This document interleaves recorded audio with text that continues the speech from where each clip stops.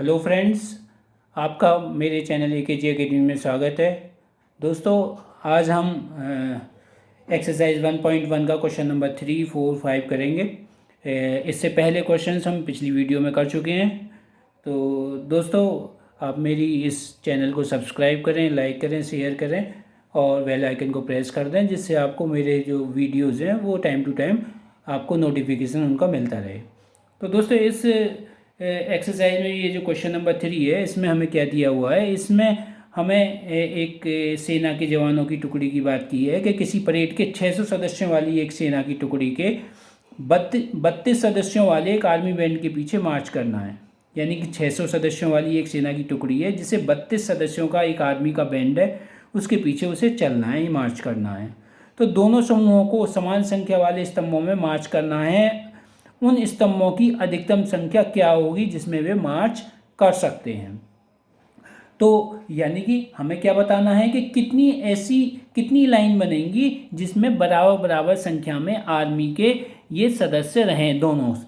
यानी कि समान संख्या में आर्मी के बैंड के सदस्य और सेना के जवान रहें। यानी कि हर लाइन में जितने जितने आर्मी के बैंड के सदस्य हैं वो बराबर रहें हर लाइन में, और सेना के जो सब जवान हैं वो भी बराबर संख्या में रहें, और पूरी लाइन एक ही बराबर हो। यानी कि उनकी हर लाइन की संख्या बराबर होनी चाहिए, ये हमें इसमें बताना है। तो ऐसे सवालों में हम क्या करते हैं दोस्तों, ऐसे सवालों में हमें क्या करना होता है, हमें इसका HCF निकालना होता है, यानी महत्तम समावर्तक हमें निकालना पड़ेगा। अब इसमें हमें क्या क्या दिया हुआ है, हमें एक तो 616 सदस्यों की संख्या दी रखी है, सदस्यों की क्या, सेना के सदस्यों की संख्या कितनी दे रखी है, हमें 616। उसके अलावा क्या दे रखा है, आर्मी के बैंड में सदस्यों की संख्या कितनी दे रखी है, संख्या बराबर इसमें दिए हुए है 32।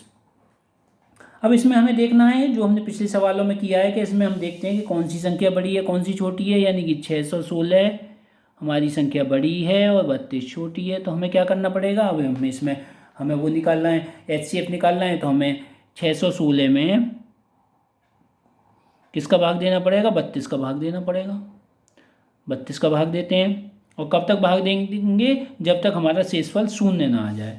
तो अगर हम भाग दें तो इसमें एक बार जाएगा 32, एकम 32, या क्या 11 में से 2 गया तो 9, और 5 में से 3 गया तो 2, और 6 हमने उतार लिया। अब फिर कितनी बार जाएगा, ये अगर हम इसे भाग दें तो ये 9 बार चला जाएगा। ठीक है, 9 दूनी 18, 9 तिये 27 और 1 28। तो दोस्तों ये क्या आ जाएगा, 16 में से 8 गए 8 ही बचेगा। ठीक है, अब ये शेषफल शून्य नहीं आया तो हमारा एक स्टेप हो गया, यानी जिसमें शेषफल शून्य नहीं आ रहा। लेकिन हमें क्या करना है, हमें तो शेषफल शून्य लाना है। तो इसके लिए हम क्या करेंगे, ये तो हमारा क्या हो जाएगा, ये हमारा हो जाएगा भाजक, और भाज्य क्या हो जाएगा, 32 हो जाएगा। ठीक है, अब कितनी बार जाएगा, 4 बार चला जाएगा, 8 चौक 32। तो 32 रिमाइंडर यानी शेषफल क्या बच गया, 0 बच गया। तो हमारी क्या स्टेप हो गए, ये हमारे 2 स्टेप हो गए। स्टेप 1 हो गया ये, और दोस्तों ये स्टेप 2 हो गया, ये हो गया दोस्तों। ठीक है, तो हमारी यूक्लिड विभाजन प्रमेय का क्या थी, A=BQ + R। ए क्या होता था इसमें, ए होता था ये भाज्य, यानी कि 616, ये हो जाएगा हमारा स्टेप 1। 616 = B क्या हो जाएगा, B हमारा भाजक हो जाएगा 32, गुणा ये Q क्या हो जाएगा, भागफल यानी कोसेंट 19, प्लस R क्या हो जाएगा, R हमारा कोसेंट हो जाएगा 8 आया हमारा कोसेंट इसमें 8। अब ये देखो इसमें R का मान 0 नहीं है, R = 0, इसलिए हमें क्या करना पड़ेगा, स्टेप 2 पे जाना पड़ेगा, स्टेप 2 पे जाना पड़ेगा। स्टेप 2 पे जाना पड़ेगा तो इसमें क्या होगा, इसमें हम देखो, इसमें हमारा जो ए की वैल्यू है 32 है, तो 32 is equal to 8 into 4, 8 into 4 plus R की वैल्यू 0 हो गई, तो आर क्या आ गया, आर इज इक्वल टू 0। तो क्या हो जाएगा, शेषफल यानी कि remainder is equal to 0, therefore HCF बराबर क्या हो जाएगा हमारा, HCF हो जाएगा हमारा 8। HCF क्या होता है, ये भाजक होता है, जिस भाजक से, जिस जो लास्ट वाले भाजक से, यानी कि जो हमारा डिवाइज़र है, जिससे हमारा शेषफल 0 आ रहा है, रिमाइंडर 0 आ रहा है, वही हमारा HCF होता है। ठीक है, तो अब हमारे HCF क्या आ गया, 8 आ गया, यानी कि इसका क्या अर्थ हो गया, इसका अर्थ हो गया कि सेना के जो जवान हैं वो 8 स्तंभों में मार्च कर सकते हैं। हम लिख देंगे, अतः सेना 8 स्तंभों में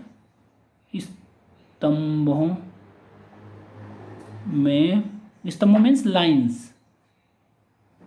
लाइंस में मार्च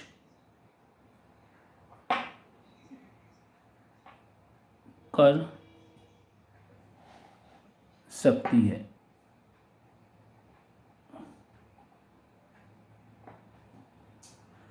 तो ये हमारा आंसर हो गया। तो दोस्तों अब हम आगे अगला प्रश्न करते हैं। इसमें क्वेश्चन नंबर 4 में हमें क्या दिया हुआ है, क्वेश्चन नंबर 4 में हमें दिया हुआ है कि यूक्लिड विभाजन प्रमेय का प्रयोग करके दर्शाइए कि किसी धनात्मक पूर्णांक का वर्ग किसी पूर्णांक m के लिए 3m या 3m+1 के रूप का होता है। हमें इसमें क्या दिखाना है कि किसी धनात्मक पूर्णांक का वर्ग यानी स्क्वायर वो किस रूप का होता है, 3m या 3m+1 की फॉर्म का होता है, के रूप का होता है। तो दोस्तों इसमें हम क्या करेंगे, इसमें सॉल्यूशन में हमने क्या कर लिया, माना A तथा B दो धनात्मक पूर्णांक हैं। हमने अपनी तरफ से दो धनात्मक पूर्णांक ले लिए हैं, और कैसे पूर्णांक हैं, जहां A is greater than B। ठीक है, और B हमने यहां ले लिया है, B इज इक्वल टू ले लिया है हमने 3 तथा B इज इक्वल टू 3। ठीक है, अब यूक्लिड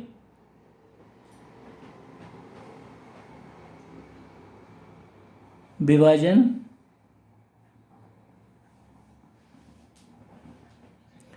प्रमेय से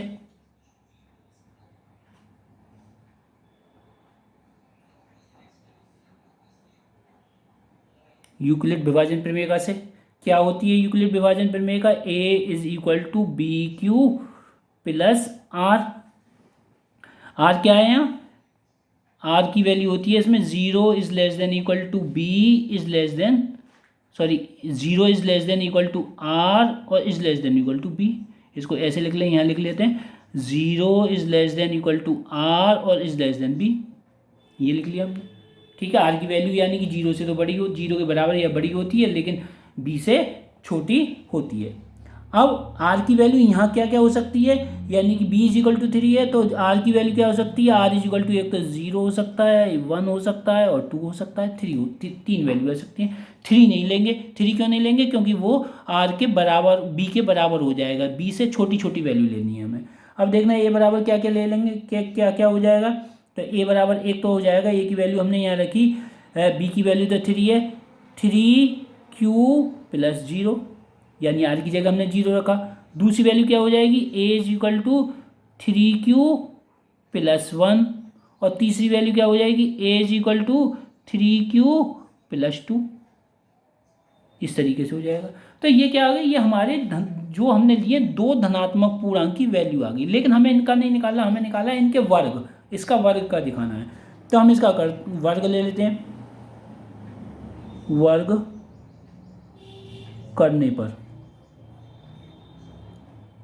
तो A square is equal to 3q plus 0 का स्क्वेयर इज इक्वल टू क्या हो जाएगा, 3q का स्क्वेयर इज इक्वल टू क्या हो जाएगा, 3 3 9 9 क्यू स्क्वेयर, ये हो जाएगा। इसको हम और क्या लिख सकते हैं, इसको ऐसे लिख सकते हैं 3 × 3q स्क्वेयर। अब मैं इसको क्या लिख लेता हूँ, मैं इसको लिख लेता हूँ 3m। अब m क्या चीज़ आ गई, m है एक धन पूर्णांक, m धन पूर्णांक है।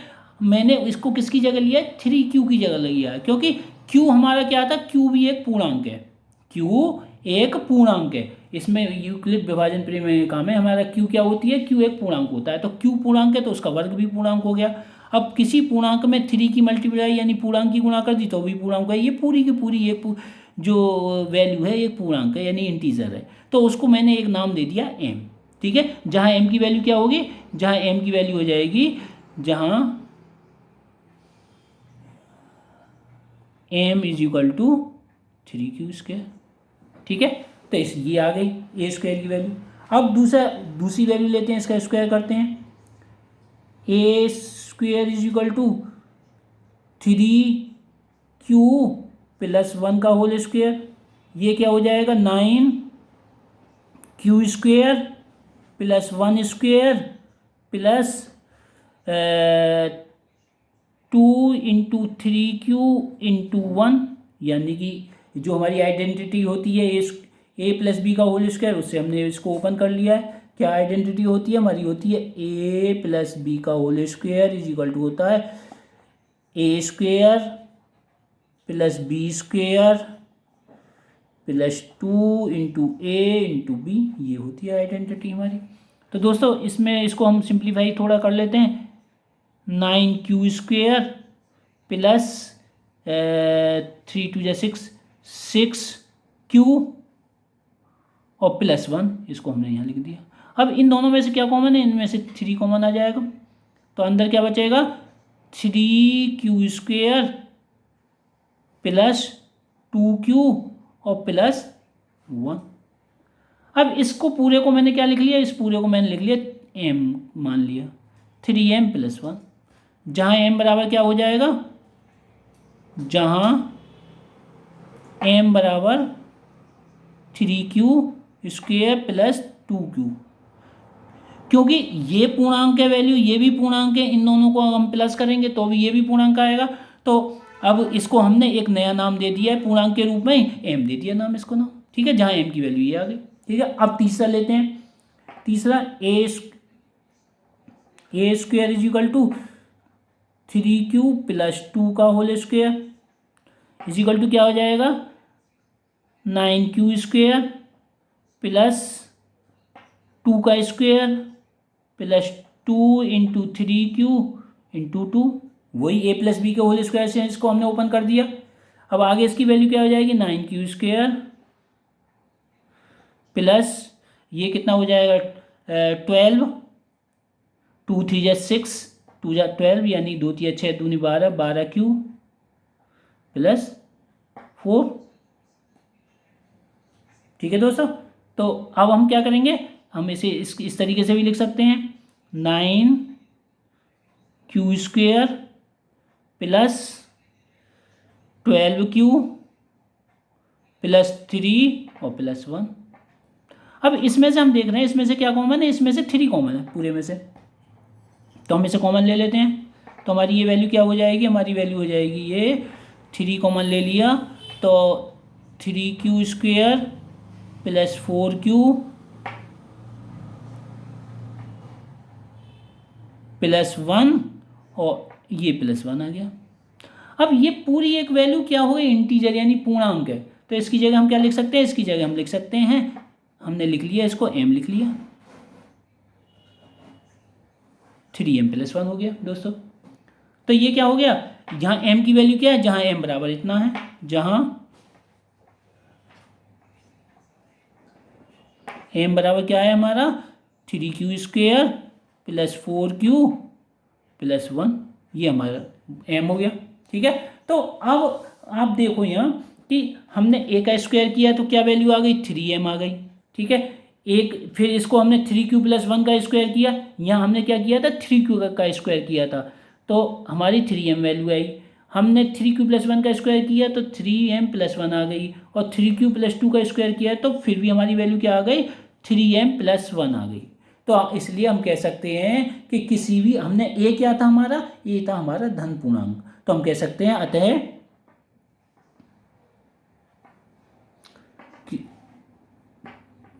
किसी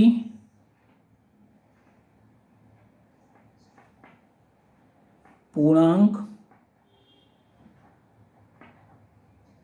m के लिए धनात्मक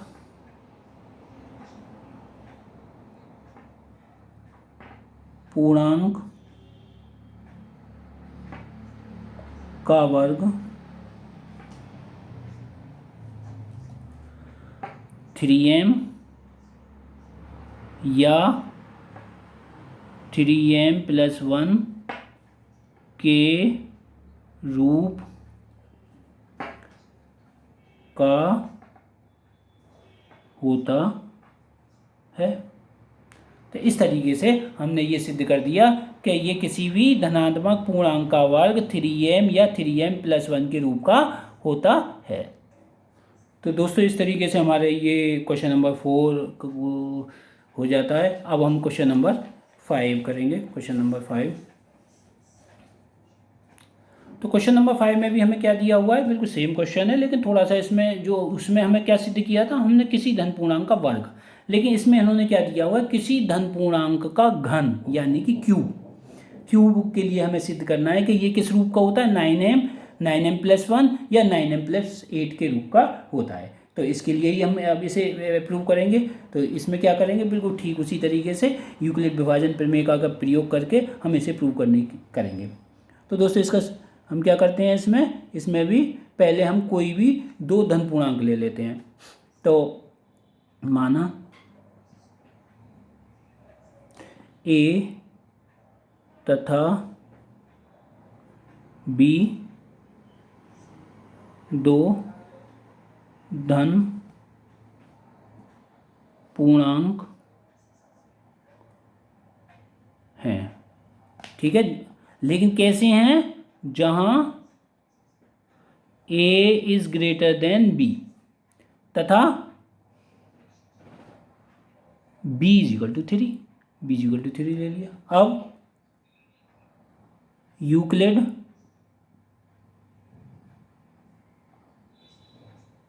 विभाजन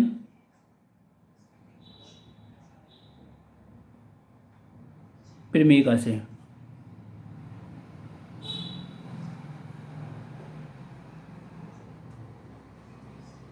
यूक्लिड विभाजन प्रमेय से क्या होती है, यूक्लिड विभाजन प्रमेय का वही a is equal to B Q plus R, A is equal to B Q plus R, और r की वैल्यू क्या है, r की वैल्यू या तो 0 के बराबर है या 0 से बड़ी है और b से हमेशा छोटी होती है। यहाँ हमने b क्या ले रखा है, b हमारा 3 ले रखा है, तो ये क्या हो जाएगी, ये हो जाएगी a is equal to 3q plus R, और r की वैल्यू हो जाएगी 0 is less than equal to r और इज लेस देन 3। इस तरीके से इसकी वैल्यू आ जाएगी। अब r की क्या क्या वैल्यू हो सकती हैं, r की हमारी वैल्यू हो सकती है, एक 0 हो सकती है, एक 1 हो सकती है, एक 2 हो सकती है, 3 ले नहीं सकती क्योंकि 3 से छोटी छोटी वैल्यू लेनी है। ठीक है, अब a की वैल्यू इससे क्या हो जाएंगी, a की वैल्यू फाइंड करते हैं हम, r की वैल्यू रख के, तो a इज इक्वल टू क्या हो जाएगा, a इज इक्वल टू हो जाएगा 3q प्लस 0। दूसरी वैल्यू क्या हो जाएगी, a इज इक्वल टू क्या हो जाएगा 3q प्लस 1, यानी कि हमने क्या किया, एक आर की जगह 0 रख दिया पहले केस में, दूसरे केस में आर की जगह 1 रख दिया, तीसरे केस में क्या करेंगे, आर की जगह 2 रख देंगे। a is equal to 3q plus 2। ठीक है, ये 3 वैल्यू हो गई, लेकिन हमें क्या करना है, इनका घन हमें प्रूव करना है कि वो 9m प्लस 1 और 9m प्लस 8 के रूप का होता है। तो हम क्या करेंगे, इनका घन कर लेते हैं। यानी कि क्यूब कर लेते हैं, घन करने पर। तो दोस्तों इसमें क्या करेंगे, ए पहले इसका करेंगे, A cube is equal to 3 cube plus 0 का क्यूब इज इक्वल टू क्या हो जाएगा, 3 क्यूब का क्यूब। इसको अगर खोलेंगे तो 3 का क्यूब करेंगे तो 3 या 9 या 27, यानी कि क्या हो जाएगा 27 क्यूब। इसको हम क्या लिख सकते हैं, इसको क्या ऐसे नहीं लिख सकते, 3 × 9 क्यूब, या इसको ऐसे भी लिख सकते हैं, 9 पहले लिख लेते हैं, 9 × 3 क्यूब।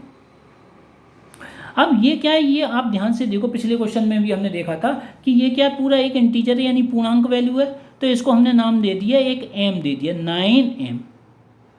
ठीक है, जहां m बराबर क्या है, जहां m बराबर क्या है हमारा 3 क्यूब।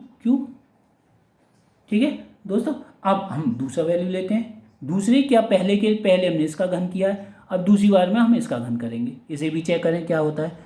तो दोस्तों इसमें हो गया A cube is equal to 3 cube plus 1 का होल क्यूब।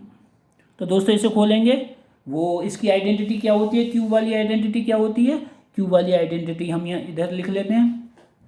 तो दोस्तों ये क्यूब वाली आइडेंटिटी, ये ए प्लस बी का होल क्यूब बराबर क्या होता है, A cube plus B cube plus 3ab और ब्रैकेट में a प्लस बी, ये होती है। इसी के आधार पर हम इसे खोलेंगे तो क्या हो जाएगा, 3q का होल क्यूब प्लस 1 का होल क्यूब प्लस 3 इंटू ए की जगह 3q इंटू 1, बी की जगह 1, और ब्रैकेट में 3q plus 1।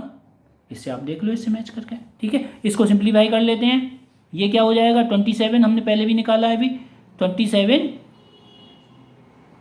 Cube plus 1 plus क्या हो जाएगा, ये 3 9, ठीक है, 9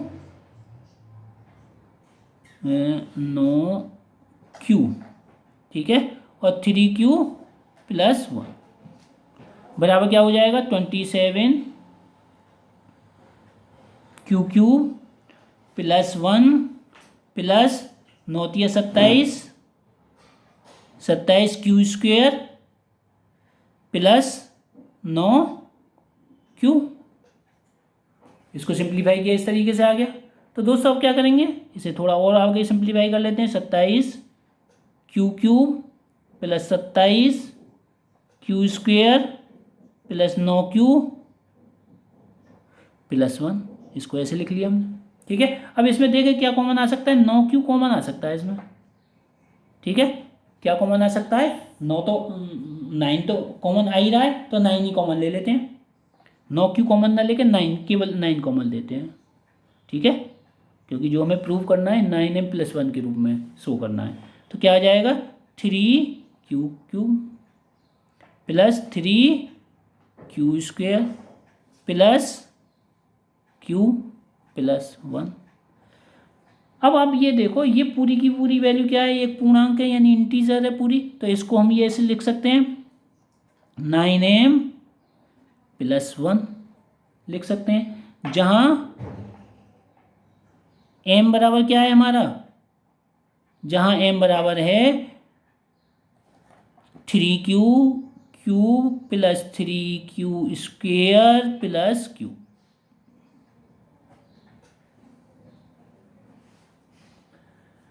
ठीक है, तो ये हो गया। अब हमारे पास क्या बचा है, थर्ड एक बचा है, a = इसको भी चेक करके देखते हैं, इसको चेक करके देखते हैं, यहाँ देख लेते हैं दोस्तों।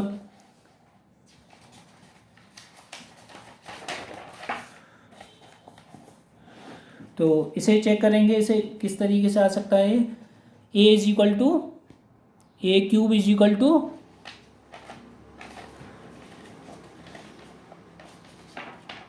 3q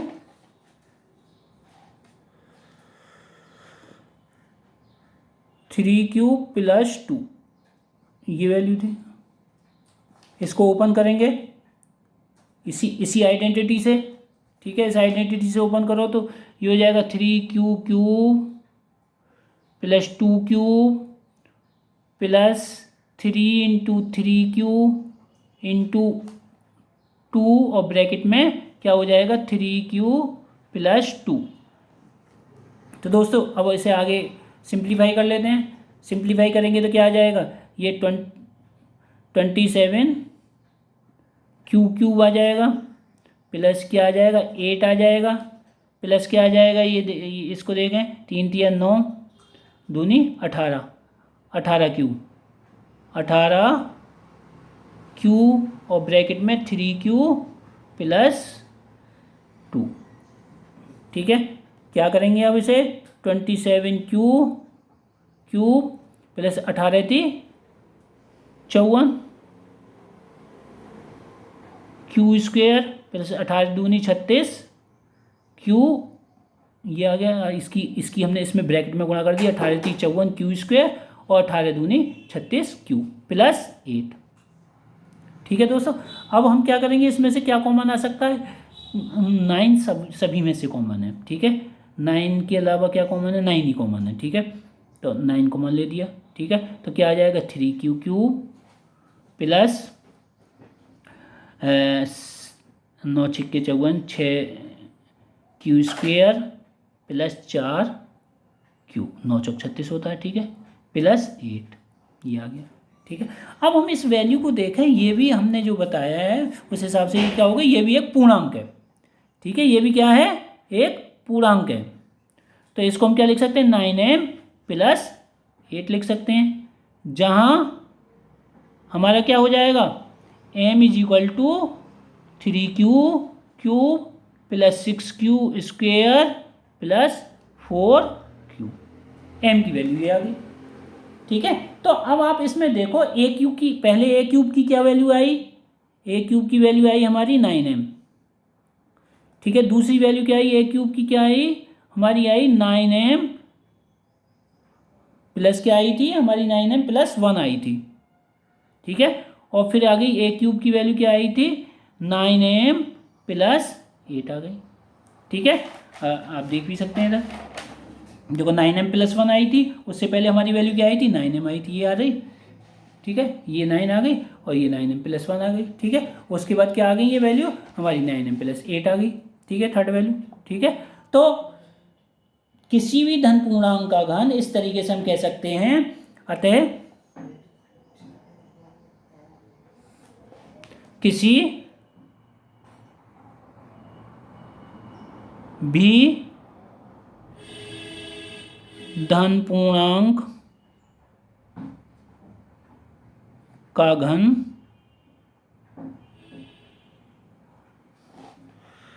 नाइन एम या 9m प्लस 1 या 9m प्लस 8 के रूप का होता है। तो इस तरीके से हम इसको, तो दोस्तों इस तरीके से ये क्वेश्चन भी हो जाता है हमारा, ठीक है। तो हमने इस एक्सरसाइज के सभी प्रश्न हल कर लिए हैं। तो अगली वीडियो में हम अगली एक्सरसाइज 1.2 शुरू करेंगे। तो दोस्तों आप मेरे चैनल को सब्सक्राइब करें, लाइक करें और इसे शेयर करें और बेल आइकन को एक बार प्रेस कर दें, जिससे आपको नोटिफिकेशन अगली वीडियो के टाइमली मिल जाएं। तो थैंक यू दोस्तों।